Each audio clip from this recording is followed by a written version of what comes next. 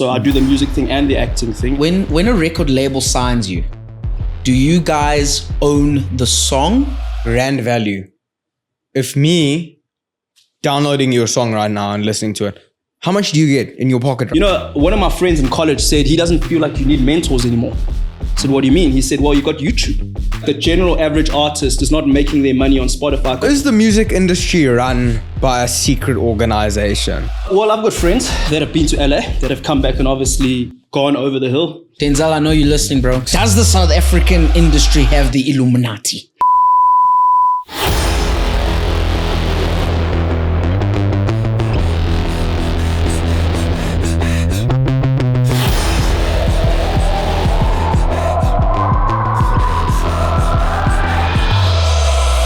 Yeah, give me all your attention. One time for the misfits. Through the doors open on the highway. I promise you don't want to miss this. We're rolling. Like your mic, you I like your comfortable. lips. You're looking good. Thank you. Everything's fine. On brand. Nipho Mkhize. And Sophiata. Sophiata. Bro, tell us the background of yourself. How are you here? And what's happening? What's good? A lot at the moment, but it's not like that always. A lot of it's like hurry up and wait as an actor. Like you're always like waiting for the next gig. But at the moment it's getting a lot busier very quickly, and so I do the music thing and the acting thing, and so right now we're trying to do both at the same time. Yeah. So it's chaotic, but I mean like. It's also when it's good that it's been quiet a little bit for me. And I've actually taken time away from it. Just feeling like just need to reflect and get some perspective on what I'm trying to do, what I'm trying to build. I actually did something completely different. I did soccer coaching a little bit. Oh, I remember. But you were a soccer coach as well back in the day. I was, yeah. Nipho sent me running once, bro. And I was a big boy back then. Well, that's what you do when you... go to soccer training. You gotta run off. Like I always give you an ice cream. I brought through, like when you're a kid at school and it's PE, you gotta bring through like a sick note. You're like, coach, is me, I'm not feeling well. Can't Just run. took a tore up. He's like, start running. I'm like, geez. I remember you did that. You remember? Yeah, you always try to... I didn't want to run. Nipho, are you a musician or you're an actor? Or are you both? Best of both. I enjoy both. Genuinely. Different aspects of both. If somebody pulled me off a set, said, how do you feel about acting? I'd be like, man, this is it. The music thing's a side hustle. But if somebody pulled me off like a studio session where we absolutely smashed it, it would be like, my music is where I want to be. And it's just, I think you got to create that feeling, almost like you got to encourage yourself, because it's sometimes it's not enjoyable, particularly when you're not getting gigs, when you not writing good songs and you're not getting radio play. And but the times when you do, I really feel like you got to like own that and enjoy it and take it in. And so that's what we're trying to do. Is just like make the most of the moment, whether it's on the acting side or whether it's the music side. Like I'm really trying to like just in everything I'm doing, just like giving it meaning, and even just reflecting on it with the whole soccer thing is it was amazing. It's like I felt like I wanted to do something completely different, because it just got to a point where I was losing like the love for it. You know, when like every time like now you're doing it, you're always complaining about it. You're complaining about, you just got a bad like attitude about it. And with me, like there was a lot of negativity behind the scenes. It was just like I realized like I felt like I need to shift my way to do something completely different, but I still love. And football for me is like art and science. Like I love the game. I love the artistic side of the game. I don't watch Man United because, you know, the artistic side of the game. Who do you support then? No, to be honest with you, I'm a Chelsea man. Unfortunate, man. Okay. But growing up like Arsenal. You guys lost Mason Mount to us right now. But the way Arsenal play football, man. Oh, okay. I get you. It's like a Man City. Like United boys watch Man City sometimes because it's art, flair. But you speak about that. Everybody looks at music and they look at musicians. They're like, flip, I want that. This guy can do it. I'm seeing your Nasty C's. I'm seeing the musicians out there, and they're like, "Oh, this is easy. This is the route I want to go." But now you're tapping into the actual demons that you can actually get to as much as it's beautiful, but there's still some demons. Yeah. And people don't know the actual work that you got to put in when it comes to making a song and all that stuff. Yeah. And it's, for me, the way, because I went to film school, and so I was studying music and acting. And we always had like this idea of what it would be like. Because film school, their job is to make you feel comfortable, that you've got a film, that you've got a studio, like they mother you a little bit. It's a great environment, I guess, to meet other artists and to be inspired by the artists. But like I always say to my friends in film school, like, man, we had no idea. Like there was the idea of it. Like, what is it to be an actor and a musician is that you wake up, you make great music. You never have to do admin. You never have to not sleep for a while. We just had this idea that was wrong. And I think, like for me, there came a point where you almost need to marry or reconcile the things. Like, I still love the thing, but it's just harder than what I thought.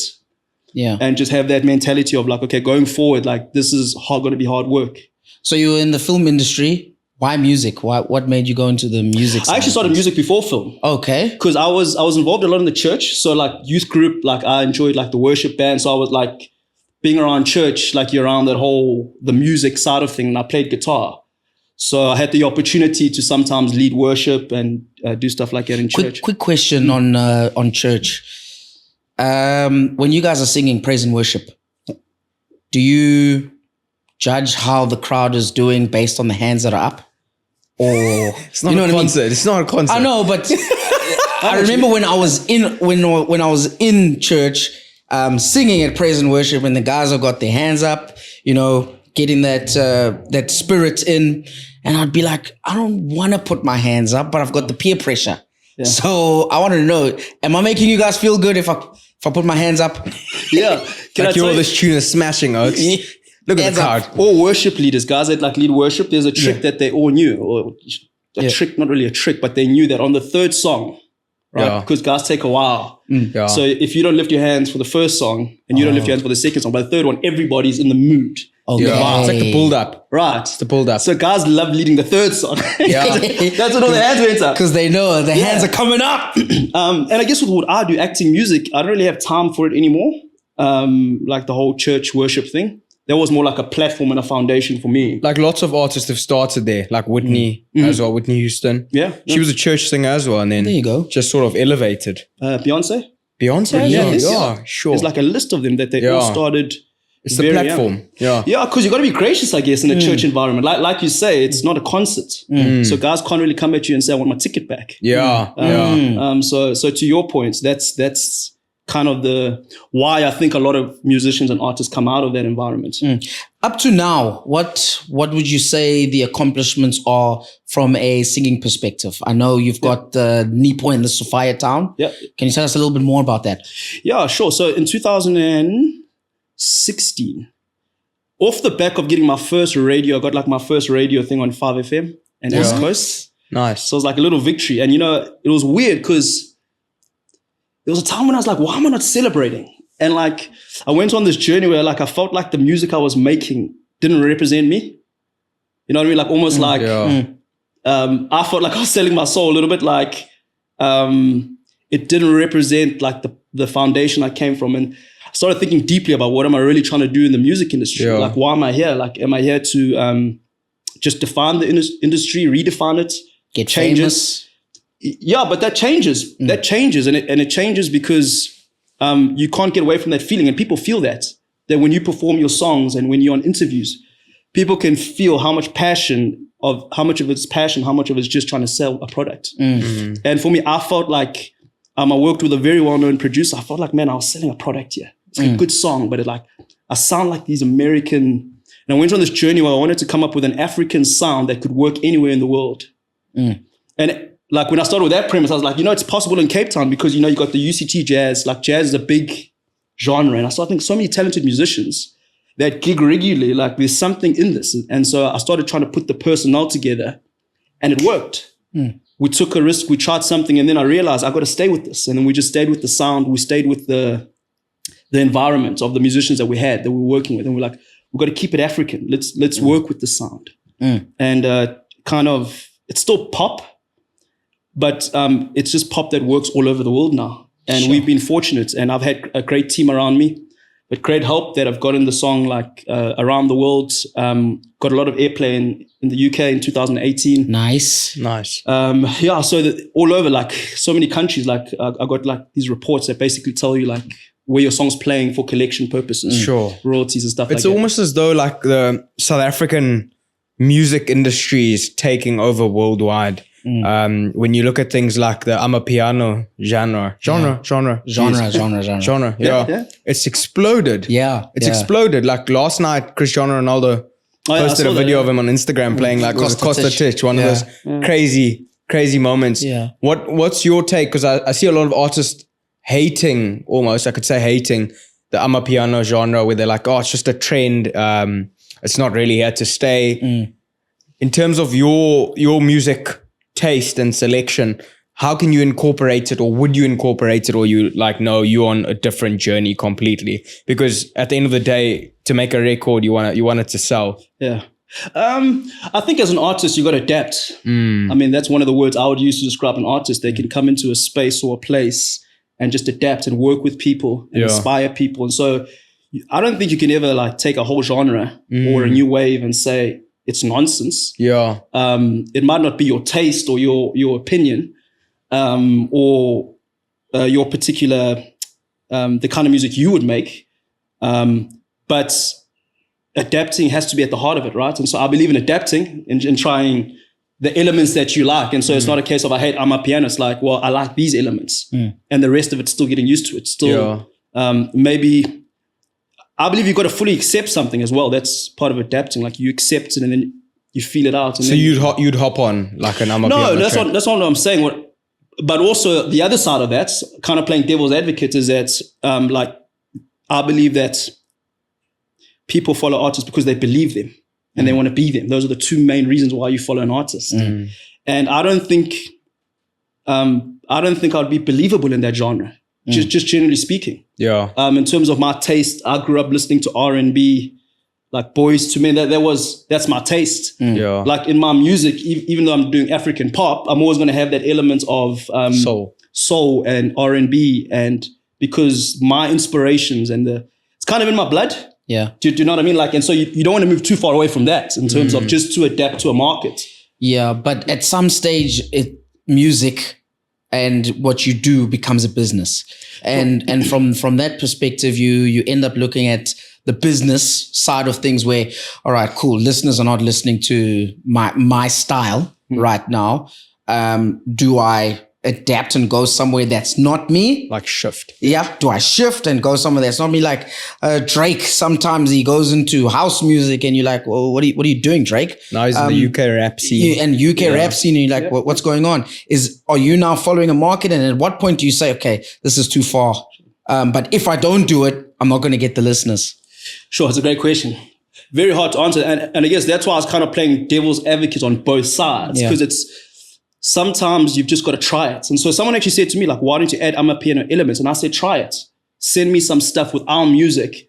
Sometimes it's about expanding your team and, again, adapting. Yeah. But at the end of the day, you always want to sell a product that's you, closest to you, because it will last longer.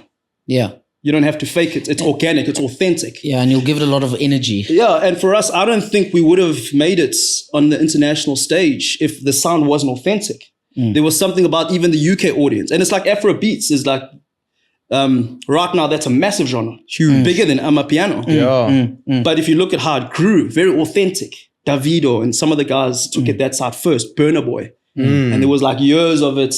And now they're killing it. Now they're doing stadiums. So that trajectory is so quick because it's who they are as a people. But now... And it's hard to replicate. Sorry, dude. Sorry. You talk about international stage. Where and when did you guys hit that in international stage? You spoke about UK. Yep. Anywhere else? Yeah. So my manager at the time, she had been in the business for a very long time, and she was very instrumental in mentoring me and helping me. And to be honest, her experience and just her connections really opened doors for us in the band in 2018. And so, in terms of submitting to different radio stations, she knew who to go to, and there was stuff I didn't know. Like I was still learning the business, and she kind of explained that. This is how you go from taking it locally to South Africa. Locally it was difficult for us because it's a different beast. It's to internationally.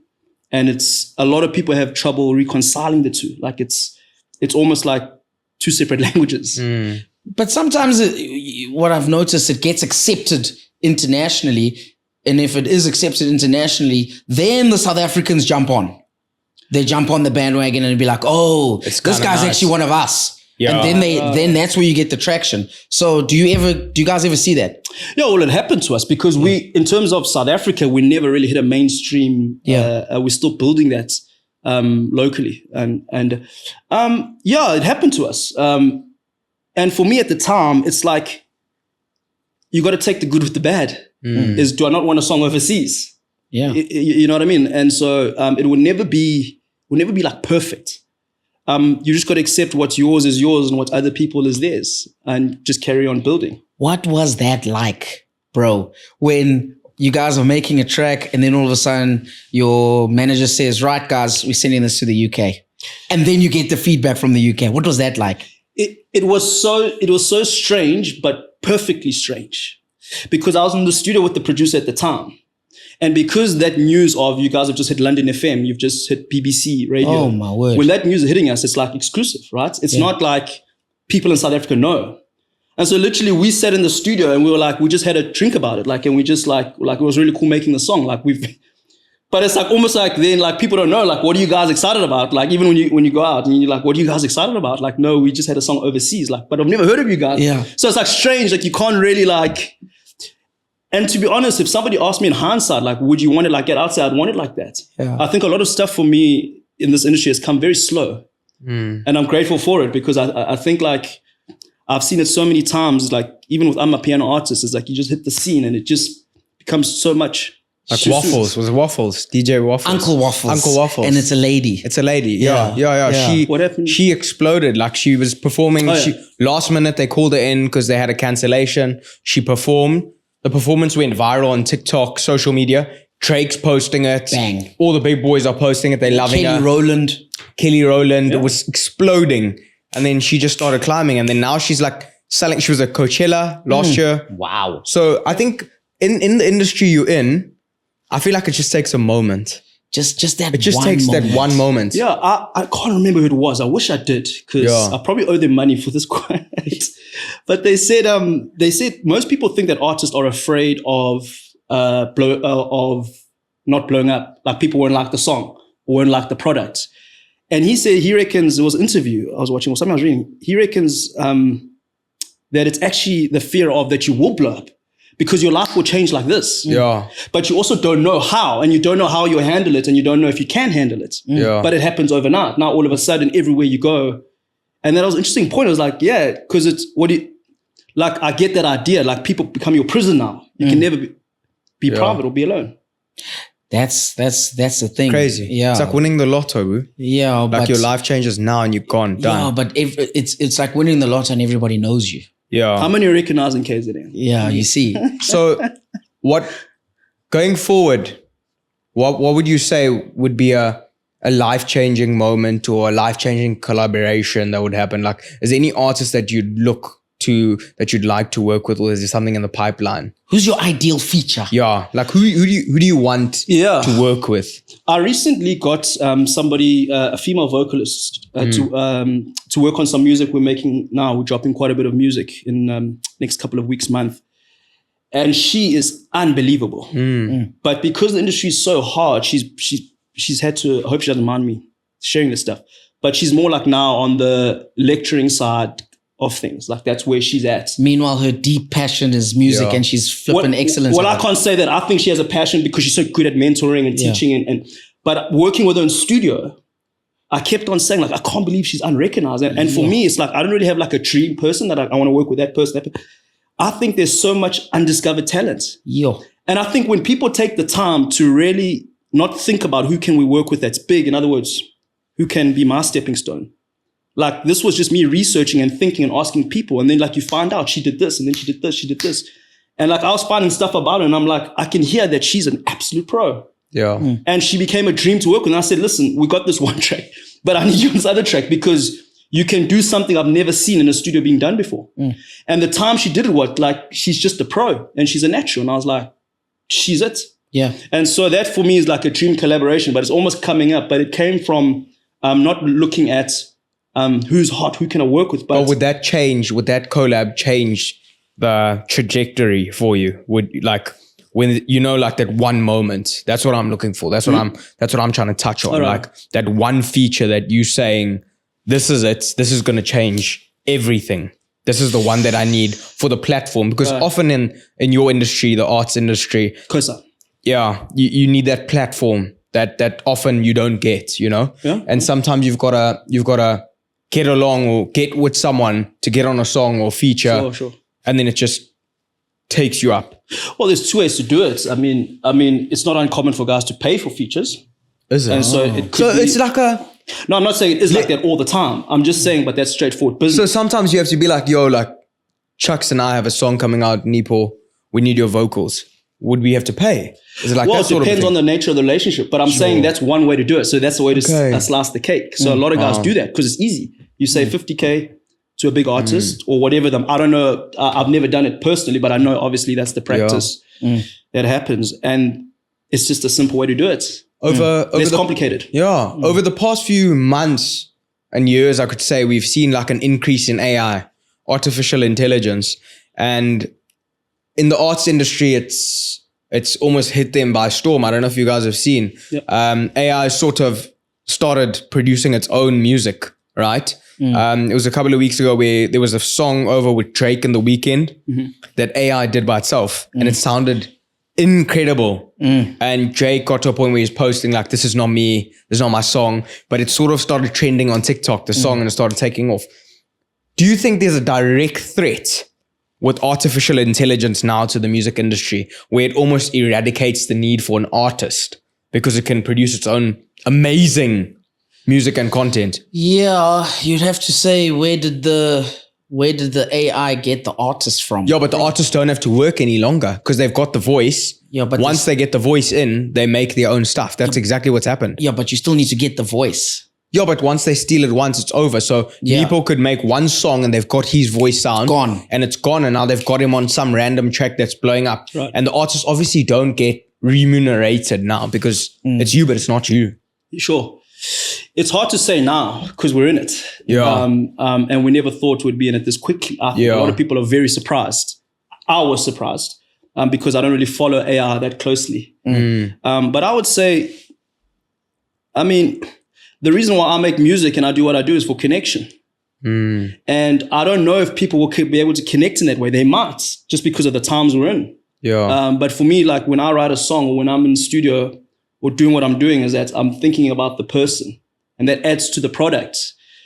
This is a mechanical way of doing it. You don't need the person anymore for the connection. That's why it's very hard to say is, will people get the same feeling? For example, albums. People used to say like albums, they used to love touching the album, the disc, and putting it in. Yeah. You guys are probably from that Yeah, that was our era. And now it's like downloads. It's like people don't get it. But people apparently do get it because everybody's doing it now. So it could be that scenario. Because times change. And again, back to that artist thing, I think it's about adapting, not necessarily like making accusations like it's not the future. It's try to find a way to not lose yourself in it. You know what I mean? With you. So what are you going to do? Like, what do you do in this aspect where you've got this artificial intelligence threat in the music industry? How do you make money out of it? How do you become relevant? How do you make it work? I can tell you what I've done is to inform myself because it's a little bit of catch up for me. As I say, I don't really follow AI. So it's a bit of catch up in terms of you probably have to.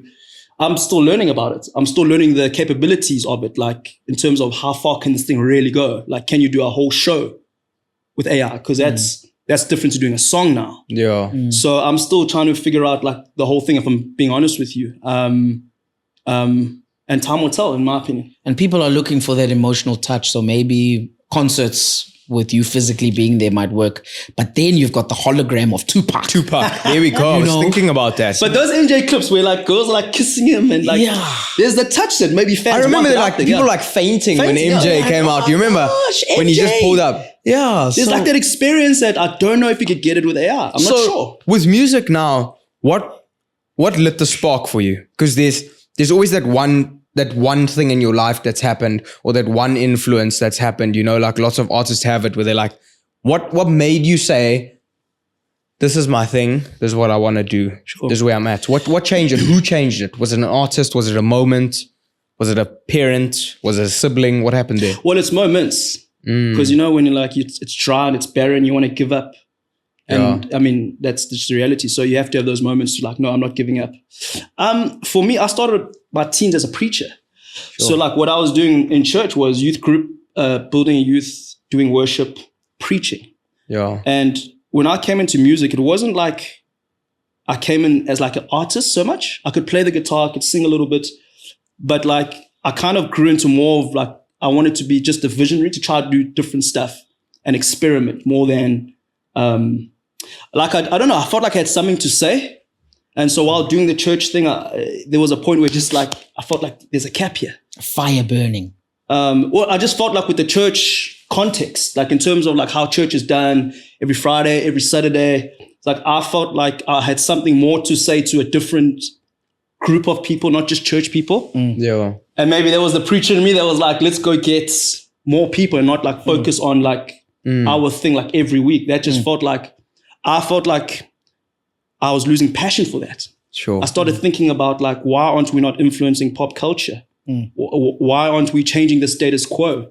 There's no reason why we need to stay in this building. And I had that desire to go to film school and to learn about art and to understand it and to not just try to go in and like take what I know and what I've learned from church and working and then so yeah, that's why I went to film school. And I would say it was a moment where, actually a moment where I was feeling really burnt out, where like the youth groups I was involved in were doing really well, and like my schedule was just like, because over the years I got really good at it because I did it so much, and I had guys backing me and saying like, Nipho, like go here, do this, did it.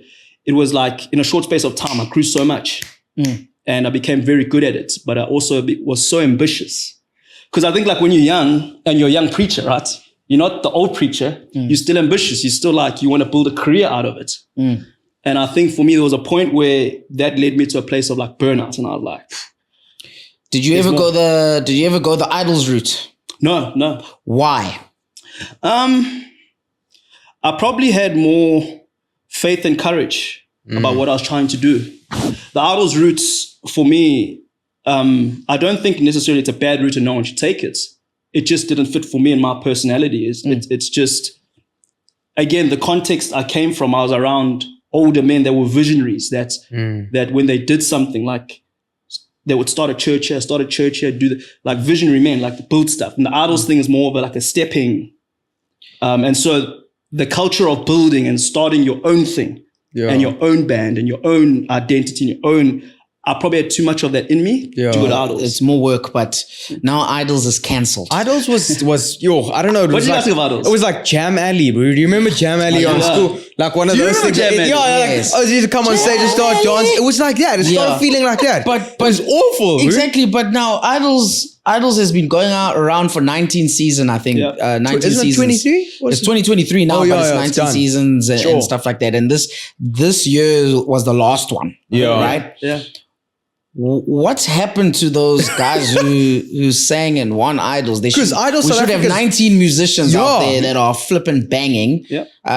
Shekinah was at Idols and she didn't even win, but she's probably done the best from the lot. But what happens in that space? I don't know if you know, in your opinion, what do you think? Yeah, well, I've obviously had friends that have done it and have come back and given feedback. And without putting their name in disrepute, a lot of the feedback I've heard hasn't been helpful in terms of it's encouraged me more not to do it. Yeah. Okay. But again, it's like they've got their reasons for why they're doing what they're doing. I don't think it's necessarily healthy for artists and developing artists and growing artists and getting artists to go from one level to another level. I don't think it's good. Well, I just think that competition aspect of it. It's gone. Because there was a girl from Maritzburg that won Idols as well.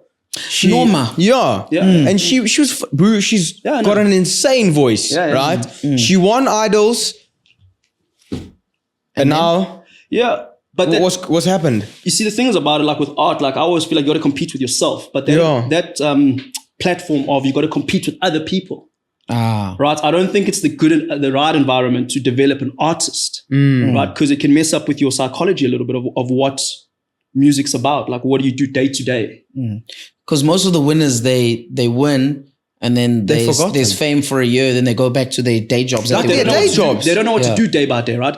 But if you started out trying to do day by day, you'll start learning, okay, I've got to like put in routines, I've got to train my voice, but they don't know that, because the Idols thing is like a few weeks and you won. But does it not give you like a platform? You know, like, okay, I've won Idols, cool. Like you win money, don't you? Like, was it like $1 million? Idols a platform. You win R1 million worth of stuff. So not R1 million like FNB account 553. I don't know. I can't speak to that. You get a car. You get all the equipment. But then surely they should have like an aftercare program where like an artist finishes, wins, and now they sign them. I think they get a contract on there. But then they've got another season to do. Do you get what I'm trying to say? They're busy. It just feels, for me, it feels like we got you, you won, cool, you got us views, get out. Well, you wouldn't be mistaken for thinking that. That's what it feels like to me. As an outside viewer, bro, like you watching it, cool, Nipho's on, I'm just saying, Nipho and Chuck's on Idols, Chuck's wins Idols. Chuck's an amazing rapper, for example, you know, good stuff. Boom. Now he's done, like he's finished at Idols, he leaves, he gets back to his home, he's got a record label. Afterwards, do they even like touch base with you? We was like Mara on the phone with Gareth Cliff, like, hey, how's it going, boy? We're gonna have to speak to Elvis Blue. Yeah. He won Idols. Elvis Blue. But where are they? Kayam Teto, I don't know. Kayam Teto is like a gospel singer, isn't he? And Lloyd Kele is at Rivers Church in Santon. He's like the lead performer there. But that's what I'm saying. You're supposed to become pop idol. You're supposed to become the next big thing. You're supposed to be AKA Casper Novesh. That's the level that you need, minimum. It's just like literally like, cool, you came, you gone, buy a shot, take care. Yeah. Well, again, I've got my version of that, because when I went to AFTA, I had my vision of what it would be like. And I think with those artists, maybe they had a vision of something else. Maybe they were told something else. Yeah. And sometimes like with me, my version obviously was being in film school, realizing when I left film school was like, this whole idea of being a rock star, or it wasn't necessarily I wanted to be a rock star. It was just like, I thought it was just about like sitting around on set, looking pretty. Yeah. No one taught me about the guts. You just learn about the glory. And then that's why so many guys struggle to make careers, because now you've got to like go through adversity, and you've got to suffer well, and you've got to get through it. And through that, you build a career, you build a catalog, you just build muscle to be able to be formidable. With Idols, it's like easy come, easy go. Maybe that could be the reason. I like what you say, easy come, easy go. Because for me as a viewer, that's exactly what it felt like. It's like, we're at Sun City, we out, we gone, we won, bye. Yeah, but what they do is, I think there's a contract in place. Is there? After you win, where all the music that you produce becomes that those guys. I don't know who the agency is or whatever. That's the contract. Think it's don't you get a Sony label? It might be the record label. Sony's the record label. Yeah, so all the music you produce, I saw his live. You said ding ding ding ding ding. I'll tell you what, I think it's Universal, because they actually approached Universal. Yes. Yeah. I had a song that I did with a producer who was linked to Universal. He's not linked to Idols anyways. This producer got asked by an Idols producer, do you have any music that's lying around? And he said, well, I've got this beat for Nipho. If he's prepared to sell it, and like obviously then it became quick. He was like, listen, they need to know within a couple of days. And I'm like, how fast are they recording this stuff? And he was like, no, they eventually recorded on the beat that they wanted from you, but you're not going to get the money because they're not going to use it. They've decided to go with other. So that's how I know the process of recording is quite quickly, because when they were negotiating with me, they were like, it was literally a matter of days. It was like, the producer said to me, excuse me. No, it's fine. The producer said to me, hey, Nipho, these guys like your song. Next day, it's like, listen, how much would you want for it? I gave them an offer. And then the third day, they were like, you recorded on it yesterday, but they're not going to use it. How? So obviously the album was going very quickly. It wasn't a case of months that they were making it, because they've got another season to shoot. So that's... so that record that they asked you for was actually for an idol. Yes. Because they have to put together an album before the next season. I see. So it's like, it's quite a thing. But like, when last have you been to, like, just say you're walking in the mall and you see somebody who's won Idols, have you ever asked for a picture? No. I haven't. I know them. I certainly know them. So what's the concept? Because the brand is Idols. We're trying to create an idol, right? Yeah. An idol, somebody that you like aspire to be, like somebody you look up to. How does it create an idol? Because for me, it's just dismal, bro. I'm just saying, cool, who is this person? They've won and now it's done. For me, that I completely understand why you've sort of mised, if I can say it. Yeah. The Yeah, no, competition. I wouldn't say I'm miser, but yeah, I hear what you're saying. Like for me, it also depends like who your mentors are. Like, you know what I mean? Like, when people talk about the industry, right? The music industry, the film industry, it's interesting. I was introduced to the idea that America's like 100 years ahead of film. They've been doing this for so long. It's going to take the rest of the world a long time to catch up. That's why all the movies, all the music, a lot of it's centralized in America. New York, LA. All the conspiracy theories are also in America. Sure. So in terms of how we're doing stuff, we're not necessarily on the cutting edge. There's still a lack of information of like what is an industry, what defines an industry, what are the systems that an industry should have.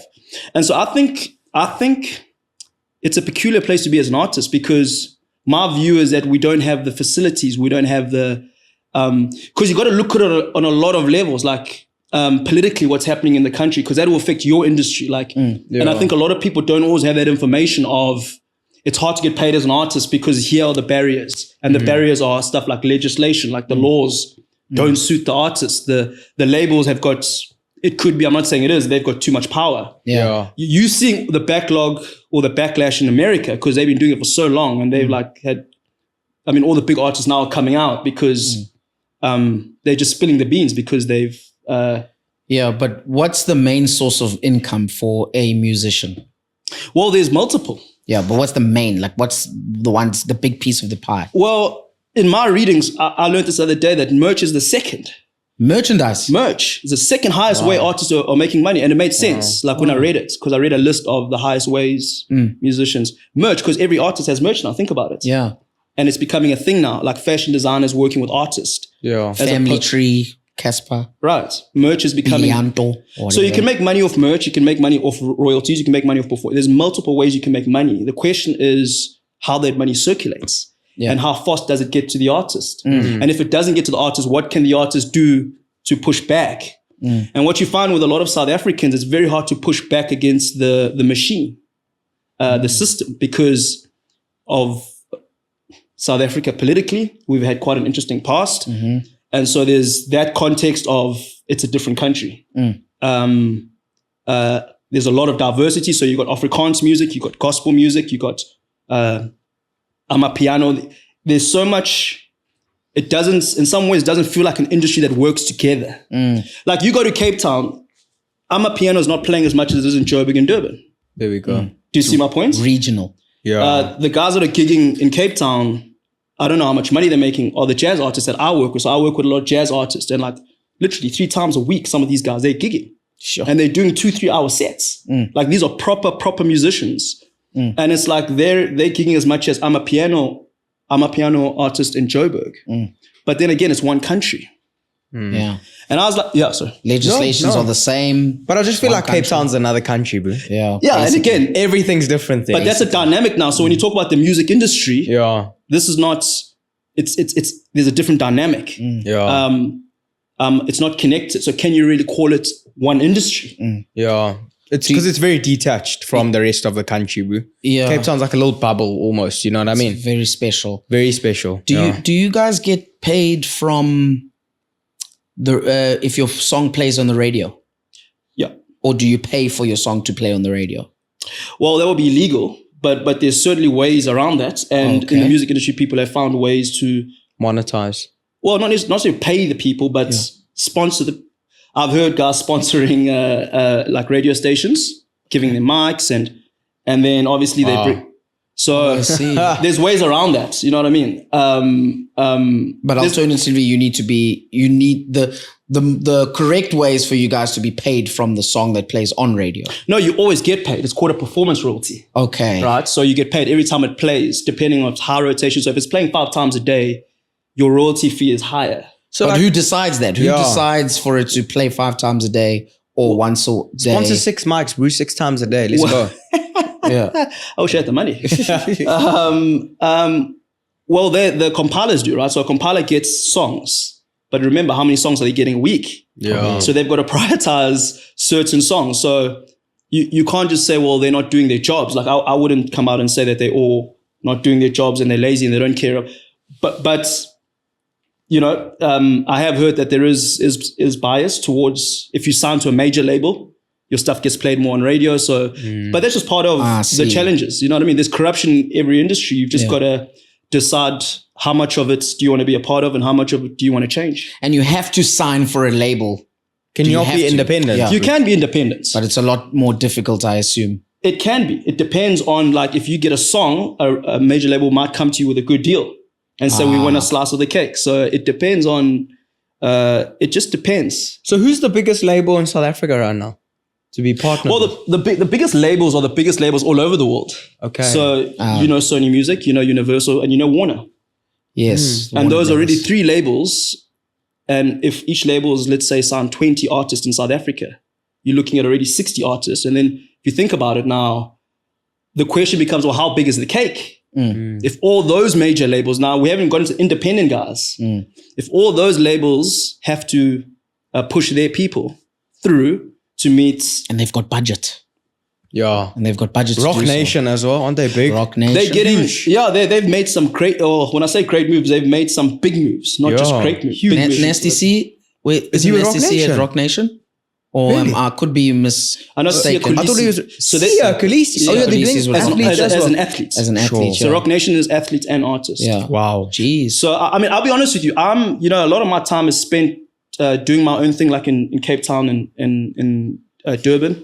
Joburg, it's quite a city that I know a lot of the artists. I think there will come a time where you probably have to marry what you're doing to Joburg because it is a market. Massive. And I think it would be a fool not to, but you got to also accept it's a different market. I'm with you. It's not quite the same. It's not quite the same. Like Cape Town has a great live scene. Yeah. Great musicians. I like that vibe of musicianship, artistry. But does it pay? Does the live music thing pay? It's a great question. For your living, your normal lifestyle. We're in a country where it's very hard for it to. Yeah. And you've really got to think out the box in the sense of the question becomes how badly do you want it? And then it becomes about how many hours a day. Because you don't have to do 24/7. You can do other stuff, make money other ways. Yeah. And so for me, it's like the modern day artist has to be a triple threat. Because if you're not making money through music, you've got to be able to shift your weights and be able to do something else. Yeah. Because life is so expensive. To just say I'm a specialist in this one thing. So a lot of artists have probably, like, as you see, there's a lot of hidden gems. I'm sure a lot have fallen through the cracks now where they're just not getting a piece of the cake. They're like, shit, I need to become a teacher again, or I need to become a lawyer or something. Yeah. So they almost pushed out the industry because it just doesn't pay well enough. Do you know what I mean? Yeah, well, life's not fair. Yeah. So I get what you're trying to say. And it's like I'm making lots of it, but it's heartbreaking and it's tragic. Yeah. Because again, like, I found myself in a position where I could work with these guys and not give them massive paychecks, but work with them to make sure that I could get their time. And they're so talented. Like I talk about the jazz artists that I work with, like these guys are like polished there. And you can hear it in the music, and it's because they're always gigging, but they have to gig all the time, to your point, like 3 times a week. And it's taxing, right? Sometimes 5, sometimes because you got to make that money. You can't rest. Yeah. So it becomes now a thing of how long can you last in that melting pot or that pressure cooker, you know? Always gigging, always touring, always making music. Should it be like that is the question I think every artist should ask themselves, and every administrator in South Africa, the guys that are administrating stuff, like why not make things easier for artists? I've seen so many great artists that are just, and it's not that they're undiscovered, it's that like the one artist, she actually won South Africa's Got Talent. Her and her group won it like 3 years ago, 4 years ago, a couple of years ago. They won it, but they couldn't work the moment. I don't know what happened, but obviously the group went on to do other things. And what sometimes happens is that guys get better offers. Do you know what I mean? Like, and then you look at the music thing and you say, well, I'll take this offer because I can still do music in a certain way. Okay. Yeah. Guys, I really need a wee. Why does this happen every episode? Sorry, Why do you always do this?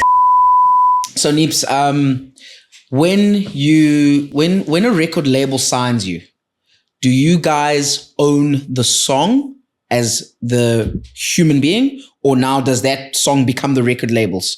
And there's ways in which you can use that song going forward. Depends on the deal. So I'll give an example. So I had like a publishing deal, and there was an admin publishing deal. So in other words, they just collected the money for a certain percentage, and then they gave you the percentage.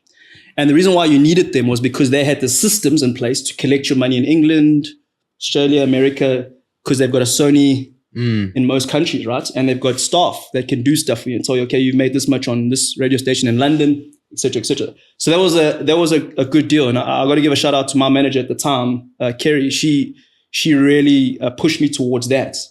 And I remember because they're also offering a songwriting deal. Now that's different, where you write songs for them. So there's different deals. There's record deals, 360 deals. Then there's publishing deals. Then there's songwriting deals. And so it all depends on the deal that you broker. Because remember, people are at different places in life. Like some people are desperate. They might take the 360. Yeah. And I'm sure you guys have heard about that. It's not a great contract. But what I don't understand is when the musicians are getting paid for the music that they are producing, that money should be coming from us as listeners / consumers. Where is the exchange? Like, how does me listening to you end up getting you more cash flow? Performance fee, because if I'm in a studio performing a song, right? Yeah. I'm not performing it. If I perform it on the 25th, right? And then you hear it on the 1st of the next month, different day, still a performance. You're still hearing it. That's why it's called a performance royalty. Okay. So for example, like venues have to pay licenses. They're paying for all the performances that are going to be. So they play Ed Sheeran, Katy Perry, and then they get the royalties for playing the song at this time, at this place, because they performed it. They weren't there live, but it's a performance royalty. Do you understand? So it's almost like by me listening to the song on the radio or Spotify, I'm giving that platform more views, more listeners. So Spotify is different. Okay. That's more mechanical royalty. So Spotify doesn't really need a middleman because you can do it independently. Yes. Right. You can upload your stuff and just take the royalties, or a society can collect them. So for example, Capasso in South Africa can collect your royalties from Spotify if you want them to, if you brief them to. Sure. Samro. So they're like governments. They're like the governance part of stuff. Okay. They govern like stuff, but they can also help musicians. So if we break it down like rand value, if me downloading your song right now and listening to it, how much do you get in your pocket right now? It's not a lot. I mean, I'm not, to be honest, I know this stuff like at surface level, like in terms of the highlights, but it's not a lot of money. No artist, I think, unless they're really mainstream across the world, like makes millions off like just streams. I'm sure Drake does. Yeah, I'm sure Beyonce does. But I'm saying like the general average artist is not making their money on Spotify because it's like cents. It's something cents for a song. Yeah. Right? Yeah. Or per download or something like that. So how many downloads you need? So you don't really make your money there. So Neeps, let me ask you a question, right? I like this question a lot. No. I like these questions. And I always ask to people when I'm trying to get to know them. If you could have a dinner with one artist, dead or alive, who do you have a dinner with? An hour dinner, dead or alive, doesn't matter. You can have dinner with him. Who's your choice? Think it through. You can even give me two. We can add another chair on that table. There has to be one or two. The older I get, I find like idolizing other artists is one of the worst things you can do as an artist. Yeah. With that song thing I was trying to say to you, like I was trying to sound like Usher.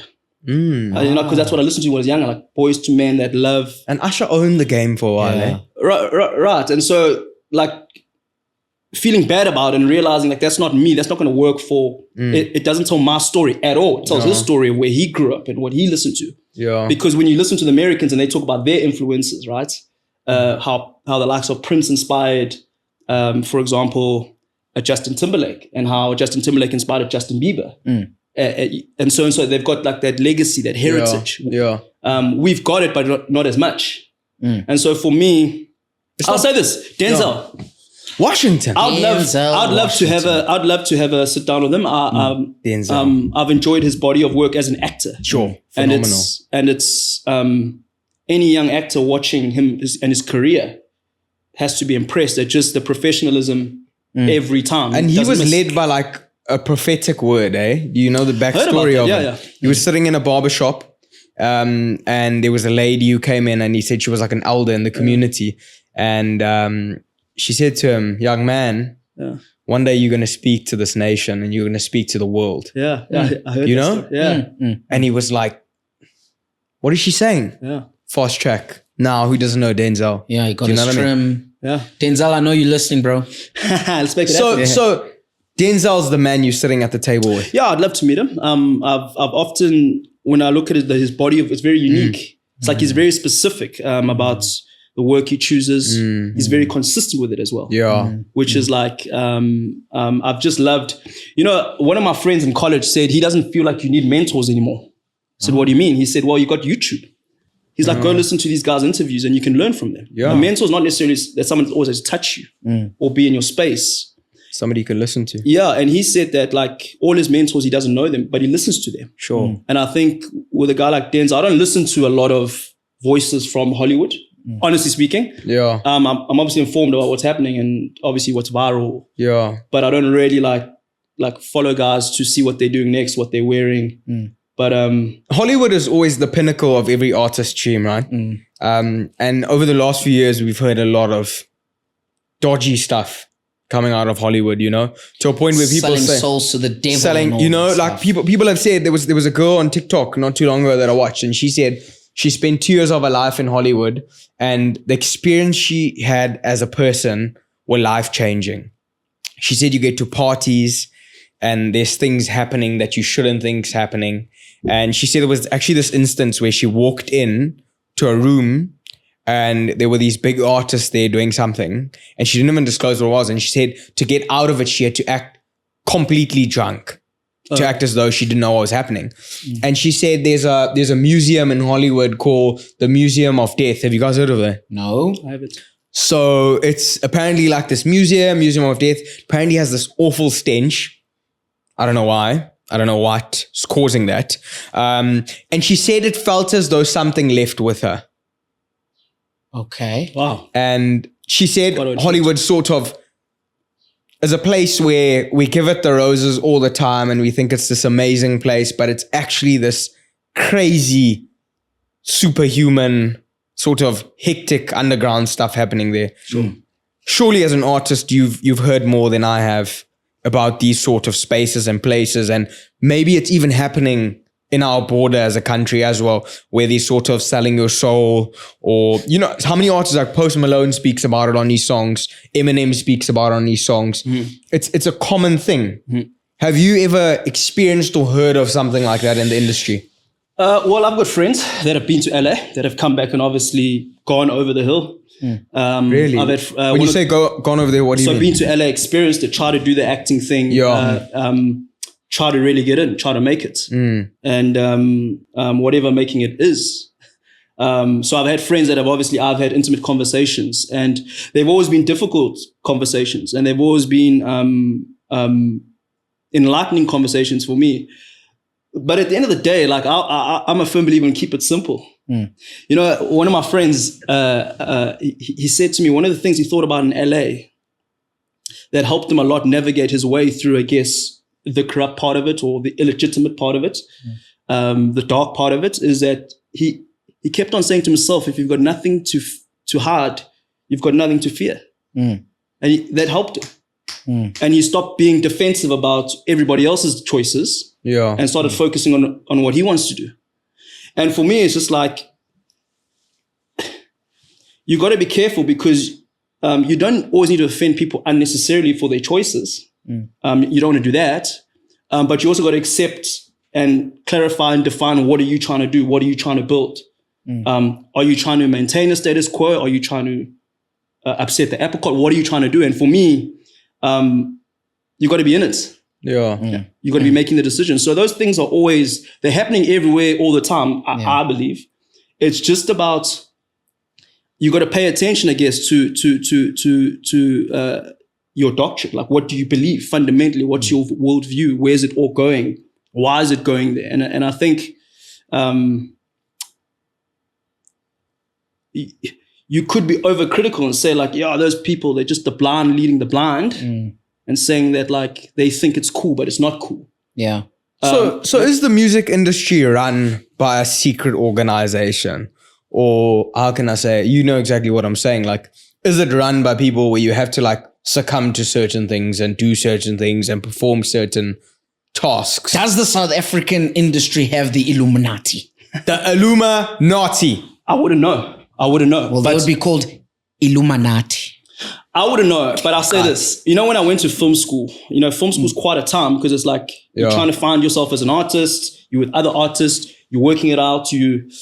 I probably became more liberal in my thoughts. I kind of started off like I grew up in a very conservative environment. Not necessarily that it was conservative. It just had a lot of boundaries, rules to it. And then from that to liberal, woke, whatever woke is, but to that environment of film school, you challenge everything in society. Like it's just that.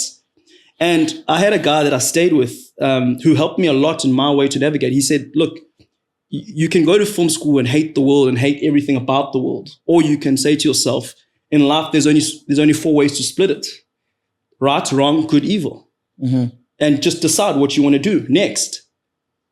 And it helped me so much because all of a sudden now it's like the anger left me. It's like now you don't have to be angry at the whole world. You don't have to be angry at people's choices. And you don't have to be angry at people's decisions. Even if their decision affects you in a bad way, is that all you need to do is just reason for yourself. Like, do I think this is right? And if I don't, I won't do it. Mm-hmm. Do I think it's good? If it's good, then I'll do good. And that changes because no one's perfect. Yeah. Sometimes I thought I was doing something good, but it was actually not good. But I had the decision, make a choice. Sure. Dude, I know some of the listeners said I live in a bubble when I spoke about they rocked listeners, him. They said I live in a bubble. In a little flat somewhere. PSL versus Premier League football. Yeah. So correct me if I'm wrong, but are we seeing less and less concerts by local artists in South Africa versus international artists coming to South Africa? Tamia is going to be here in a couple of days. Tamia owned everyone, bro. I think I was born because of Tamia. But I don't see... No, I'm just saying, you know how many people had love sessions because of Tamia, bro? But wait, it changed I listen to much. In brown culture, Tamia rocked. Josh, hold on. But what I'm saying is I'm seeing a lot of the international artists coming here and having their concerts, and our locals are not. Yeah. Why? And you can't say it's because of disposable income, because the Tamia guys are filling our stadiums. Trevor Noah is coming down to do his thing. But Casper fills up FNB all the time, doesn't he? Yeah, one of the stadiums. Once a year. He fills it up. But bro, that's a heavily paid thing, isn't it? I don't think, if I'm being honest with you, gotta be careful here a little bit. There's not many artists in South Africa that can fill stadiums. I don't even think there's one. Whoa. Stadiums. All the stadium tours are from Americans, right? Yes. That's the point you're making. And so why is that? Why? Surely Black Coffee could fill a stadium. Sure, yeah. But he's considered international now. But he's ours. Yeah, but he's considered I'm claiming him. He's ours. There you go, you're claiming him. But I'm talking about the guys that are local here, Well, here's a question. Yeah. When you guys turn on the radio, do you guys listen to radio much? Yeah, I do. How much of the songs are local? How much of them are international?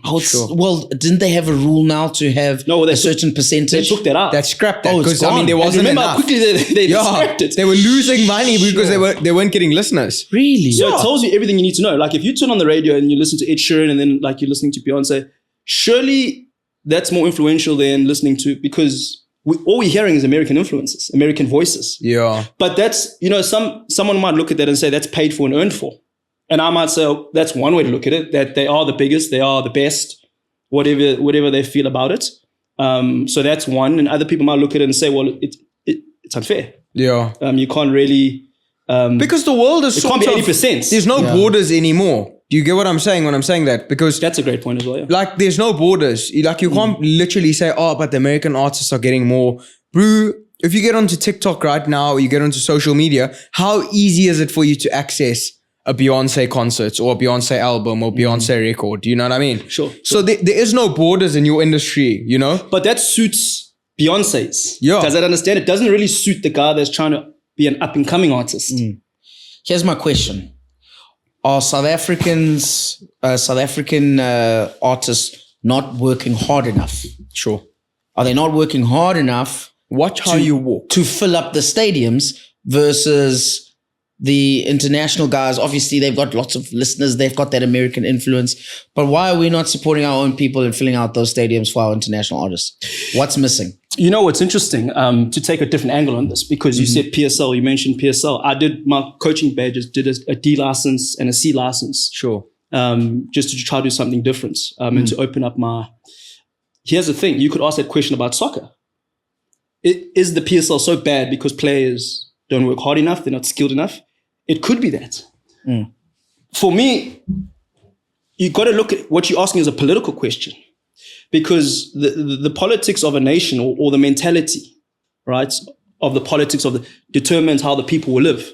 So where there's no leadership, the people perish. Like things that the people love to do start dying. Yeah. Things that they care about start dying because there's no leaders. There's just people trying to manage, take their cut and walk away. That's not really leading. That's just maintaining something for yourself. So I have more compassion for the person in this country that starts without privilege. The road is really long. And I've seen it and I've heard it. And people explain, well, this is why the road is long. There's some things that I'm not going to change in my lifetime because it's just the system and the machine. But it doesn't mean you ought to give up. I'd rather be a comma than a full stop, as the great Chris Martin said, like to start a conversation or to try to get it going in it, than to say that all of you guys are corrupt. None of you want to do the right thing. It's your fault as the guys that are running this stuff that we're not making money, that you could take that approach. I don't think it's healthy, and I don't think... Yeah, dissect that for me though, Neeps. How is it that we're still not getting our local artists filling up the stadiums? Leadership. Or are they too busy? Leadership.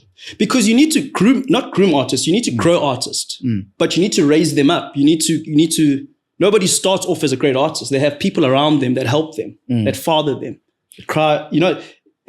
It takes a lot to develop an artist. The same way as an athlete. It's diet. There's so many things. You need a good system, right? Yeah. You need a good, the environment needs to be right. And maybe the question is more about the environment of our country, because we're seeing it in soccer. It's like, we've got so many skilled players, but we're not competing anyway. In music, there's talent in this country. No one can deny that. Yeah, for sure. But it seems like and for me, like, as soon as you get on the negative thing, I've had time when I've been on the negative train where it's like, stuff all of it. Like if I don't get in, my name doesn't stuff, I've been on that where it's been negative, it's been unhealthy.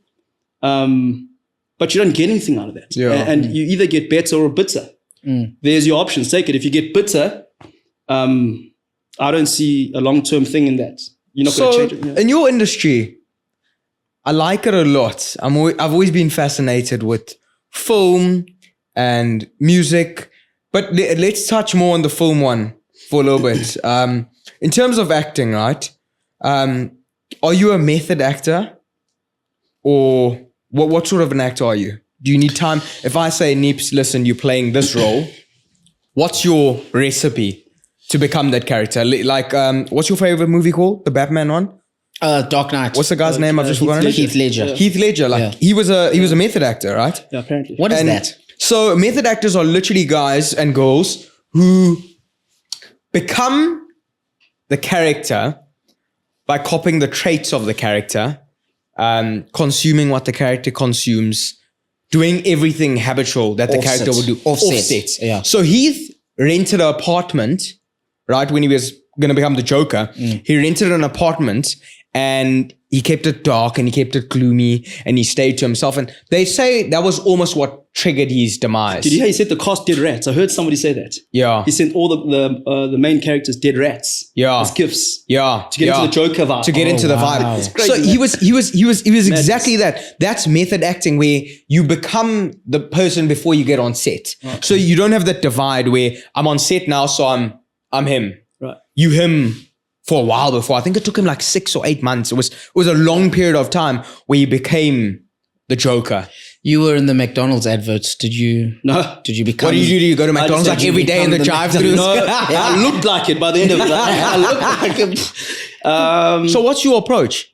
So I don't believe in luck, but I've had great people around me. Yeah. Which some might say you're lucky. Great teachers. And so I had a particularly good teacher in film school that said, you got to separate the work. It's a job at the end of the day. And it's work. Yeah. Don't make it personal. Because if I think about, for example, my dead cat, every time I have to cry, that's not the character crying. That's me thinking about my dead cat. It's a shortcut. Rather have a toolbox, right, of tools, of ways to do stuff, techniques, right? So how do you cry? Well, for people, it's different things. There's ways, asking good questions is a technique, right? So the great actor is able to ask, why would he cry in that moment? A great actor's got instinct. It's not about like... So if I said, Nipho, cry, will you cry? No. I'm not prepared. No, you know what? I haven't done it enough. Is it? I haven't done it enough. I haven't done it enough. Because that's always been a fascinating part of it for me. Like when an actor or an actress is on set and her scene is a scene where it's like really sad moment, how do you just say, yeah, I'm here? So I did an ad for a big bank. I can't say now. Yeah. But I don't know if I should say this, but I looked like I was crying, but I had a fan in front of me because the scene there was wind. Yeah. So the fan wasn't necessarily to make me cry, but it did the job. Sometimes like actors overthink it with the whole method thing. Like now you've got to, because it's not about suffering, it's about working. And if you have to suffer to work, you're not like one thing's going to take over. But you got to act like you're suffering. Sure, but there's a difference between acting like you're suffering because it's about the truth and it's about believability. It's not about having an emotional breakdown every time people see you. Yeah. Or when they tell you to cry, laugh, you know what I mean? So that's a different, you know what I mean? In fact, you know, like in those like Nigerian things, like that's why people laugh at them because what they're not doing is asking the right questions. So they're crying in a way that you can see they haven't investigated. Oh, Sandra, Oka. Like that. Yeah. It's reaching, right? Yeah. And this particular lecture taught us, guys, you got to have tools, know how to do your job so you can do it again and again and again without. So what are the tools to crying on set? On a scene, what are your tools? So if I had to cry, if I had a scene where crying was necessary, I'd put a fan. Yeah. I'm joking. Cut some onions, bro. Cut some onions. But do you know that could work as well? But that's not acting. But I'm saying like, if it works, it works. Yeah. As long as people believe it and it's believable, it works. And so for me, spending time with it and staying in it. There's a phrase one of my actor friends gave me. He said, "Stay in it." That's why you cry. You stay in the moment. You don't leave the eye contact. You as opposed to trying to reach. Oh, so like when my dead cat died, how old was she? Where was I? But, you know, that's also actually a technique is to think about when bad stuff happened to you, was it cold? Was it hot? Yeah. That's different to thinking about the events. That just helps you get into a certain space and a way of thinking. Do you see the difference? Yeah. That's a tool. So like, have you ever felt cold? Physically. Cold, like shivering. Yeah. So if a director says to you, right, the scene is like you're shivering, you're cold, you've just come out. A technique is to say, okay, what do I do? Asking a question, what do I do when I'm cold? Do I shiver? Am I the kind of guy? That's the job. You investigate, you stay in it. You test it out. You test it with somebody. You don't reach. Because you can find beautiful stuff in not trying to make it about you. Yeah. That's the problem with thinking, am I a method actor? It's not about you. It's about the work. It's about the character. So with the acting industry in South Africa, there's a lot more happening. Like that you see physically, like on Netflix, how much is happening? Like Blood and Water has been massive. What's that? Josie, what's the new one on Netflix? Yeah. Those are all massive productions. Yeah. Are those not sort of things that you feel that you'd like to be involved in, or is the door shut? Timing's everything in life, I believe. Yeah. And I think timing's always linked to what you're trying to do. And what I mean by that, like if you're trying to build something that is meaningful, and impactful in people's lives. Yeah. You got to take your time. Yeah. You got to take your time with it. Yeah. How did McDonald's find you, bro? Kept on auditioning, kept on pitching up. Oh, is it an audition? Yeah. No, so what's the McDonald's audition like? Tell me, how do you audition for McDonald's? Is there a script? Is there a set? They give you the scene and you do the scene if they like your look, if they like your performance. Yeah. It's always very short performances. Chucks, you could rock that, bro. You could. I think I could rock it. You've got a place for it. You've got comedic stuff would be Physique-wise perfect. as well, you hang there. on. Bro, you do so well. Calm down. I think I'll be very good in a Woolies advert. You know, Woolies? Yeah. What would you do in a Woolies advert? You would Tell make me. money, man. Paint the perfect scene. What would you do in the Woolies Beautiful advert? walking You just down want to go the there for free, bro. Like, nah. walking down the aisle with my family. Yeah. You know, the difference. You know what I mean? No, that's cool. So you just you hit the auditions. You hit the auditions all the time. And because, commercials, you work 1, 2 days, 3 days, maybe 4 if it's a really big one. And they pay really well because there's some big brands in South Africa. But casting wise, over the last few years, I've seen quite a change in the sort of adverts and the content they're making. Like when you're watching a football game, like the advert comes up and so random, like the Casper Navest alcohol brand, and there's an oak like dancing on the side of an aeroplane. Have you seen that advert? yeah, but he's with Somizi and them inside the plane. But it doesn't make sense, bro. Yeah. Like what's going on with some of the adverts and production? Are they just trying to make stuff that's massively consumed, or they just trying to put big, like what was the point of Somizi being on the plane? It's a brand accreditation. So you'll be like, oh, geez, Somizi's in this. It must be a good whiskey. But like production wise, surely aren't you saying like something's happening with our productions and our film and our content where we're not making easily consumable goods anymore? Like when last have you watched a South African production? Yeah, it's a good point. And the question about it is that my job is not to write scripts. That's not what I do for day to day. Yeah. So what you're talking about now is script writers that writing these scripts, because I know what you mean. Like some of there seems to be a lot of the content that's now coming out. It just doesn't make sense. So But you might not be the target market. that was When last have you watched a South African show When you say show, or production? well, the last one was on Netflix. What did you watch? Blood and Water.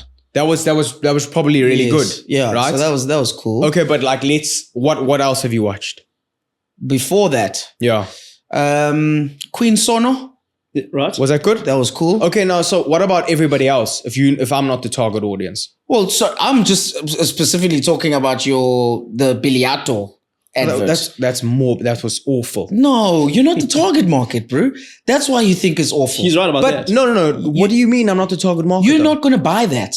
But They're not looking for you. It's on during my showtime Yeah, but they're looking because for that's other when people. they put adverts on, don't they? They put adverts on where they think their target market's going to be watching. Yeah, but you don't have to be, you're not always going to be the target market of the advert when it pops up. Sometimes you're watching rugby and a clientele's funeral advert comes up. That's got nothing to do with you. You know what I mean? That's got nothing to do with you. So sometimes the way it's produced, the way it looks is for a specific market. Yeah. And that is not you. You are Mr. Jameson. Whiskey. You know that's where you'll sit. Yeah. What it might do is might make you think, ooh, That's not bad. I'd like a vodka, so maybe that's not the vodka I'm going for. But can I get a drink? You know what I mean? What's your opinion on where we headed as a film industry? So Big things, surely. I'll be honest with you. I have been for the whole podcast. When I was younger, being a team player was something I struggled with. Yeah. Because you look at all of these challenges and it always seems like it's unfair. And it's like there's plateaus you can't, and it's like everyone's against me. After I turned 30, I know I don't look it, but after I turned 30, I realized that in life, there's this cream that I use, guys. I'll share it with you guys after the podcast. No, but like after 30, like one of the things I think happens is that you lose that ambition. So like, you know, like in your 20s, it's like go. And it's like, got to get it done like before 30. And I think like when you turn 30, well, what happened to me, like I looked kind of back more, reflected more, was more mature about it. And one of the things I realized that you got to be a team player. And being a team player is not necessarily agreeing with everything, but knowing where you stand on issues and saying, well, that's not my preference. And so there has been commercials where I've looked at a script and I've said to my agents, not regularly because I need work. There's a reality to this. But I've said, I've looked at the script and I don't think I want to sell this product because of, and I'm fortunate to be in that position to say, I'm not going to sell this product. Somebody else might be in a difficult. So yeah, I think being a team player is important. Understanding that what I was trying to say to you, like, I'm not a script writer. My job is to go there, be the talents and to work with the director. And what you find is that like when you're a team player, every now and again you meet good people that actually agree with you, but are trying to work with a difficult system in a difficult country, in a difficult time for everybody. Yeah. So you wouldn't be in a Durex advert. Why wouldn't I be? What's the joke there? That's a nice advert to be in. The Durex bottoms, You know man. what I mean? So that's the one you probably looked at and you're like, Well, the kind of music. So if you saw it, you're like, it's not for me. No. Well, look, the kind of music I make, right, is for fam, because I want to make music that's generational. Sorry, I was going to ask about your music. Do you have a specific target market, and how do you look at that? you guys have target just left market? Durex advert behind. Oh no, you just said that his type thing is not. It's not for you. No, So on the music side, do you have that target market where you're thinking of a song, you're thinking about who you want to listen to it, and do you care whether that target market is big or small? It's a great question. The honest answer is I don't know. See, it's kind of like you don't know until it hits the market. So I remember a story that impressed me quite a bit. In 2006, Justin Timberlake was part of Sony Music, and they had this song called Crimea River. I'm bringing Sexy back. Yeah. Okay. Yeah. The mother boys He took it to the label, Sony Music. Took it to the label. They said, we're not releasing this. Why aren't you releasing it? Well, you're not even singing. What is this? Like, what are you talking about? Like this is not going to work. They said to him, give us another single and another one, shoot the music video so that when this tanks, we got a backup plan. Because the big labels, they don't take chances on that global level because of the budget, etc., etc. They released that song, and boy, did that record label think Bang. Rock. So in other words, it worked, but the vision to say this is going to work for a Timberland and a Danger and a Justin Timberlake to say, we saw certain people respond to this and we've never seen that look before. This is different. But the label didn't have the same vision because they're not artists. They're business people. Yes. They're doing something different. But they think that in all artistic matters, they have the authority, or they have the authority, but not necessarily the quality. Yeah.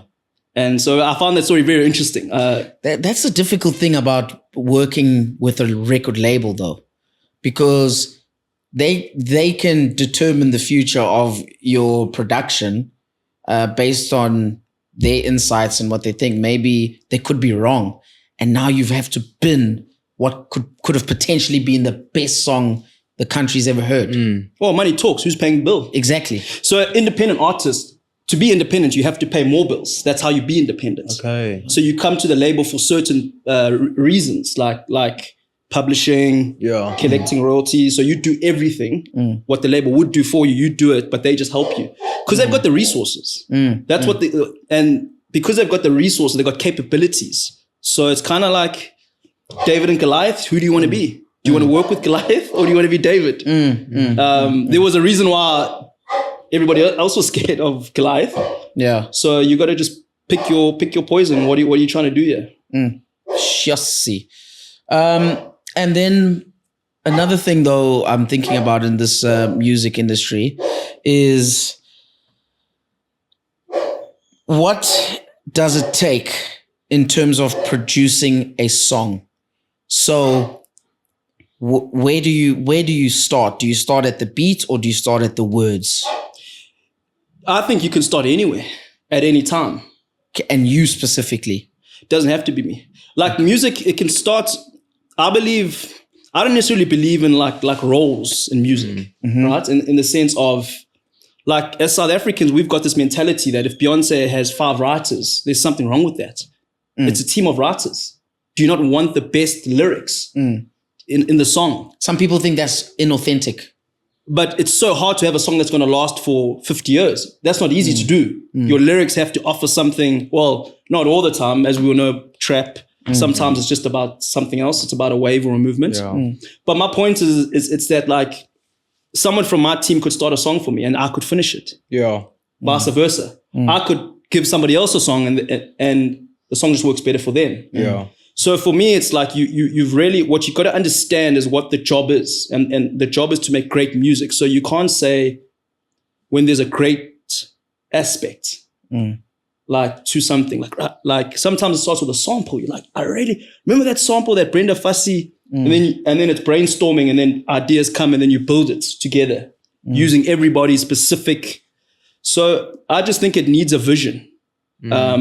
And the vision normally comes from the producer, because for me, music is a producer's medium. And what I mean by that, you know how directing is a film is a director's medium, where you can't do a film without the director. You can't do a series without the director. You can't do a song without a producer, because the producer's job is to produce the final product with the artist, of course. And so I believe in taking what you can get from anywhere, but just being around the right people. Okay, so it's not about whether you don't have a specific process in terms of music creation. Fashion designers right now and musicians are vibing, right? Because there's something happening there. Yeah. Like Pharrell and Louis Vuitton. You can get inspired, you know, you can do stuff, right? Like there's potential in that. So now you'll probably find he might have just been inspired creatively. Yeah. And then from there, he got a sound from that. And then it took him to, because it's about the journey. That, you know, they all say it's about the journey. It really is about the journey, because if you don't, you can't rush the journey, first of all. Like you can hear when music's been rushed. Because sometimes a song can take you 5 minutes or 5 days or 2 years. Most songs that I do take me about a year to do. Just because I'm still stepping into a new sound. Do you know what I mean? Like what's your new sound? Tell me more about that. African jazz pop. So my family's been a big part of like my career, just in terms of support. You really need a village. You need people to really stick by you. And so I wanted to make music that paid homage to my dad. My dad liked jazz. So there's a lot of jazz elements in our music. And then obviously there's some R&B stuff. That's what I grew up. That was in my blood. And there's some choral stuff, because obviously I grew up in the church. So for me, like I really went on the journey of like, how would I tell my story? Like I don't want people to hear a great song. I want them to hear me. Yeah. And I think you have a better chance at reaching more people. And lasting, because you know what I mean? Like you feel better about it. Yeah, and how important is it though to be consistent? Because once you get big, bad girl Rihanna, she hasn't had an album in a while now. But I'm sure no matter what she sings next, everybody's gonna listen. How important is that consistency as an up and coming artist though? Sometimes you just got to throw it in there. You see, that question is difficult because artists are different. Like everyone thinks, you know how guys say, are you an artist? And then they think they can, like I've seen that so many times. Like, are you a musician? And then they think they can box you in because of the musicians that they might know. And so every person is different. Like I call it, again, that thing of like understanding yourself. So somebody might look at one producer and say, his process is so weird. Like, why doesn't the guy wear shoes in the studio? Another person, it's just who he is. It's just like, that's how he gets to his, another guy, the way he gets to his level of like working good is by doing something else. And so it becomes staying true to yourself in the process. You can't go wrong. You can't go wrong. Yeah, but do you have to stay true to yourself in the process and be consistent in that? Or is that what staying true is? Well, I think that's what staying true is. Yeah. Yeah. So like, for example, it's like, if you're tired, you're tired. And you've seen how many artists recently canceling tours. Yeah. It's like, if you're tired, you're tired. You can't force it. You just got to be honest and say to your fans that, and again, like when I talk about being true to yourself, it's being true to what you really believe. Yeah. But the difficulty is that you're also trying to figure that out in the context of trying to make money, trying to day by day. So it's more of a calling. Like I like when, I heard this once, like to be an artist is more of a calling than it is like a career. Because it's you. It's not like just your work. It's about who you are, what you do, where you go. In the music industry, there's always been a big influence and link with the drug abuse industry and drug consumption. What's it like in South Africa? Because there's been so many artists have died from overdoses. Some have died from overdoses. Some take it to keep going. Does it help with your creativity, or does it help to fuel you? What's it like? Because Bob Marley, for example, music was phenomenal. He performed high most of the time, and so many other artists do as well. Does it fuel creativity, or is it like a gateway from like this life? Does it like it's an escape? Can I say that? You're asking Nipho as if he's got the... Well, he surely knows because he's got friends in the industry. Oh, I guess. You know what I'm saying? And he's experienced it more than I have. The pressure of... But the thing is like, if you look at, again, like the country we're in, and you look at like what's happening in South Africa in the townships, it's not just an industry like problem. It's like a pressure problem. Is that as the world is boiling over on every level, is people need more. And so for people to do their jobs, they need that. I would say, I mean, again, it's back to that value. Is it really right? Does it work to that root of using a substance to connect with people? Yeah. Because we've seen it gone wrong. Then you got to make the call. Do you really want to go that route? Yeah. And I get it. Like, I mean, I understand the suffering of people, generally speaking, and artists, not making money, not feeding your family, and particularly if you're married and you got a young family. And you need, I can see how you would end up needing something to help you to get by. I wonder if this conversation will be different in, let's say, 5 years' time when you've got 50 million listeners. Yeah. Because you just said pressure. So right now you have a different kind of pressure in your current stage in your music career and acting career. But there's going to be another type of pressure that comes through when, not if, when you start becoming a big public figure. Do you not think so?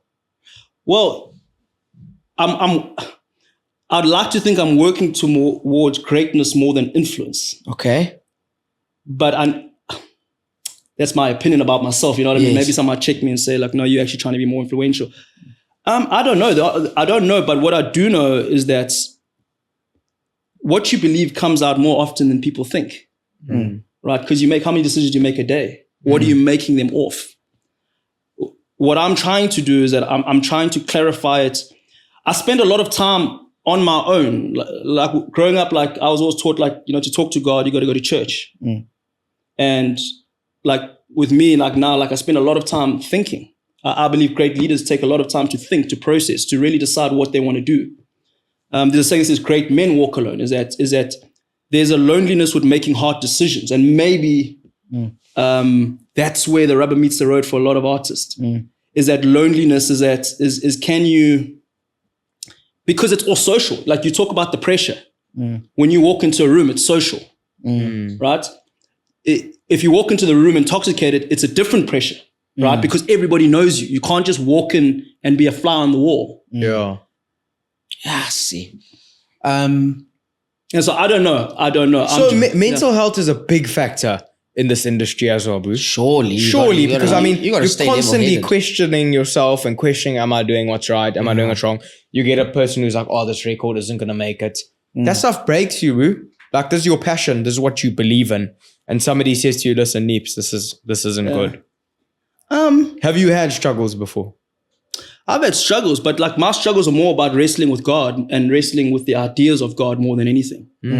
More than like, I've got a mental problem. I've got a mental and emotional problem and a spiritual problem. Like that's the way I look at it. Like it's not just one thing. When you say wrestling with God, can you chat about that a little bit more? So for me, it's I obviously don't live the perfect life. I make mistakes daily. I struggle with stuff daily. And I'm working through it with God's perspective. Do you know what I mean? So my perspective is not, what does my counselor think? I believe my counselor is when I open up my Bible, I can talk to God and I can ask him this question about my future. I can ask him about that loss. I can ask him about that. That to me, that's where I get my counsel from. You get what I'm trying to do? How much of God is acceptable in the industry that you're in right now? Because I see Kanye West speaking about it all the time, Kanye's he's gone off. He's gone off and on, and he's like, in the normal commercial studios, you can't speak about God because your record won't sell. You know what I mean? And then, what's in South Africa? Is it the same? Look, I've been very fortunate in the sense of when I say fortunate, is I was introduced to the Bible very early. In other words, it was bled into me. It's hard to take something that's in somebody that's like been ingrained in them. And so for me, every time I'm making a big decision or every time I'm struggling, is I think about the values of the Bible. Like, what would it be right to take that option? Would it would God consider that theft, or would he? You know what I mean? Like, what would Jesus do? That's the line. Well, yeah. Like for me, I'm not one of those guys that paints. Because I think that thing is like oversaid, right? Because sometimes you don't know what he would do, because you need to wait. You need to just like toughen up a little bit. You need to suffer a little bit. And it's not what he would do in the sense of, so like I'm more the guy that like, should your faith be private and public? It depends on what God wants for it. So in other words, if God wants your faith to be public because he knows what he wants to do with it, then it will be public.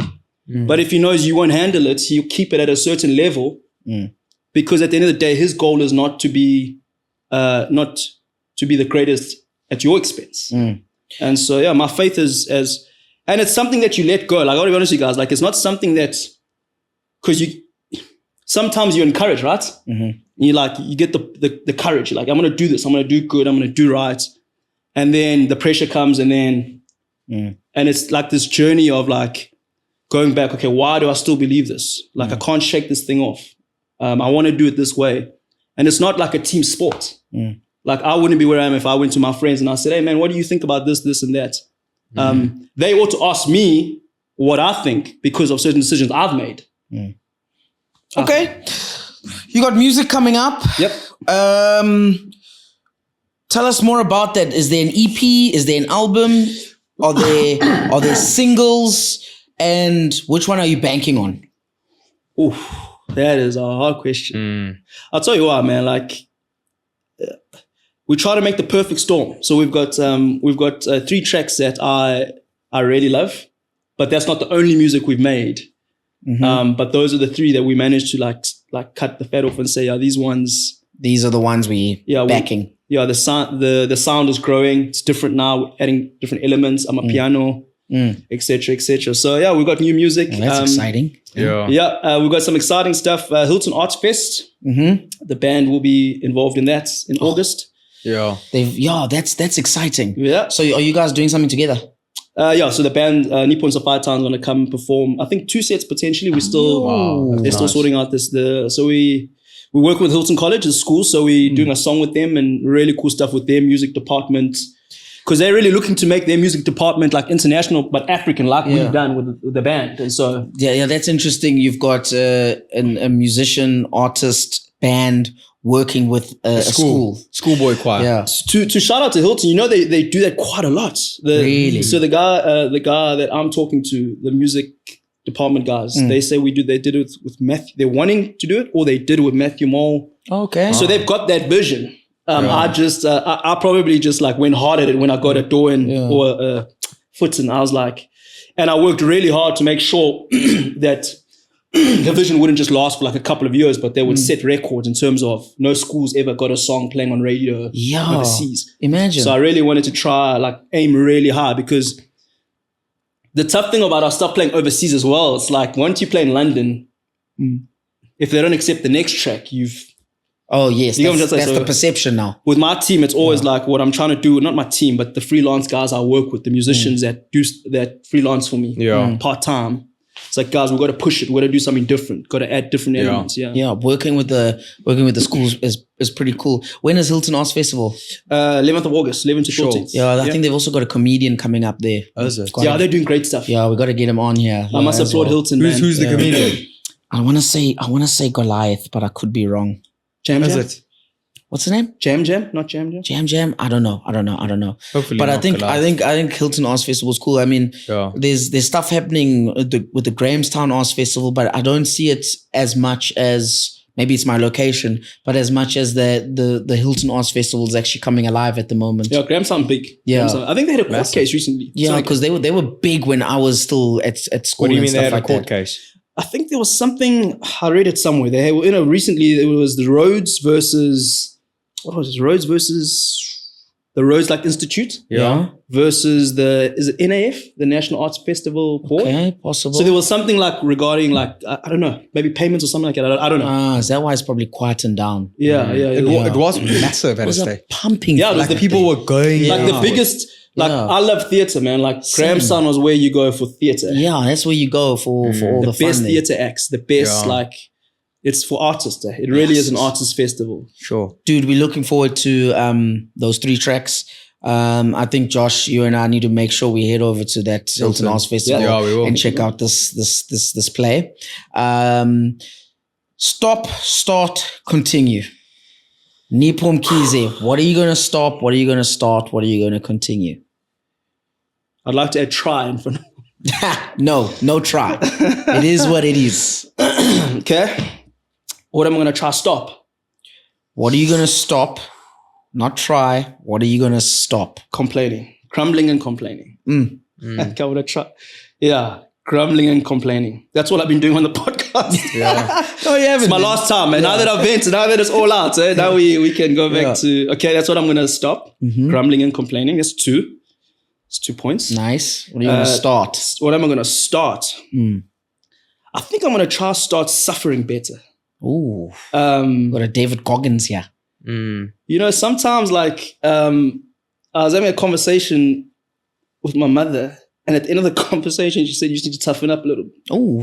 Like, it's got something. Grow up here. It's like, wow. Jeez, mom. Take the Durex Advent, Nipho. No, but in the sense of like, sometimes when you're in it, like you're always complaining, you're grumbling, and then what happens is that you realize that you could do more and take more. You just... And you start losing focus on your journey when you're complaining and grumbling. Yeah, that's nice. Complaining, you're grumbling, and sometimes you just need to suffer to do something big in life. Not necessarily big, but influential. And I feel like, because sometimes artists, you can be too precious. Like I'm not saying that I'm a diva type, but like sometimes you can have that thing, like you make it too much about yourself. And then when something goes wrong or there's a particular thing in the industry that you don't like, like you just like, Yeah. And what are you going to continue, sir? What am I going to continue? Hopefully podcasts. Hey. Hopefully, will I be back? Of course you'll be back. Of course. I'd love 50 to. million. Yeah, man. 50 million listeners. Where do I need to get to? At 50 million listeners that you have, and then the guys that keep 50 listening million? to it. Yeah, of course.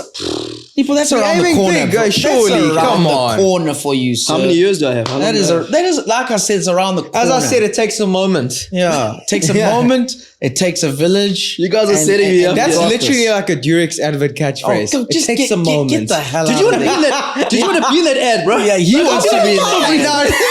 You said you auditioned for that, bro, and you didn't get it. So I now you're auditioned like, low-key, so I'm beefing. No, I never auditioned for it, bro. Water over duck's back for me, man. Like, I'm happy with the McDonald's, man. You Like, saw it early. Yeah, they did me right. I'm happy and make with sure you plug Chucks on the next one because he wants to be part of the McDonald's. Take your Come time. on. We actually have the same first name, like a Nipho. My name's actually Nipho. Nipho. Hey, means respect. respect, yeah. Respect, hey. Hey, Josh, had you known, man? Yo, look at you. Man with the hats. Man with the hats. That's pretty cool. So that's what you continue, hey? That's awesome. That's continue the podcast. I love this. This was my first proper podcast. Yeah, it's been lovely having you on, Nips. It's been epic. I can't wait to see more of you. We're going to listen to some of those tracks. And then we'll see him at Hilton. We'll shoot some see you at BTS Hilton. with him. We'll see you at Hilton Arts Festival, and hopefully we can get another guy to join us for the podcast so we can build that one up. Yeah. But that'll be cool. Imagining That'll a be cool. podcast at the festival. Holy with the band. smokes. That would be really good. Holy that would be really good. smokes. That would be amazing. It's going to be expensive. Yeah. You'll have to pay for one or two. Nipho Mkhize, Thank what you, a guys. delight. Thank you, my man. Thanks, It's guys. been fantastic. Cheers.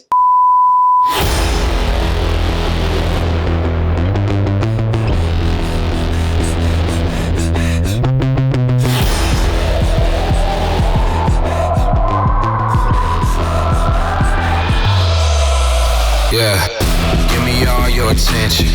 One time for the misfits. Through the doors open on the highway. I promise you don't want to miss this. They say the good die young, but this is gonna be a long one.